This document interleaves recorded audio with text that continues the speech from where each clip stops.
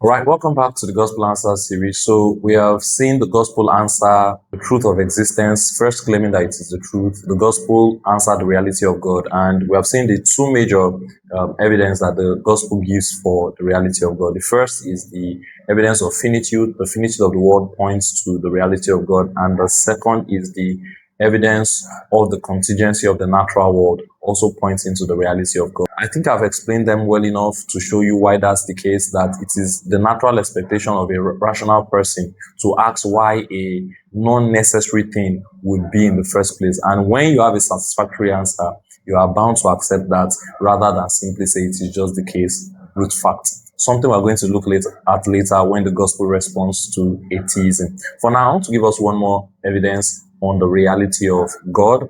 And this one is not an answer from the gospel, it's more of an answer just in our modern world today, which is the fine-tuning argument. But it's very strong and compelling. I found it to be quite compelling for a number of people as they have affirmed themselves, so you might find it compelling yourself. And that's the fine-tuning argument. So the fine-tuning argument simply argues first that if the conditions of our world itself, our cosmos, were any different, slightly more or less different in any way, then we would have had a completely different world. It would probably not have existed. It would have gone, maybe been destroyed, uninhabitable for us today.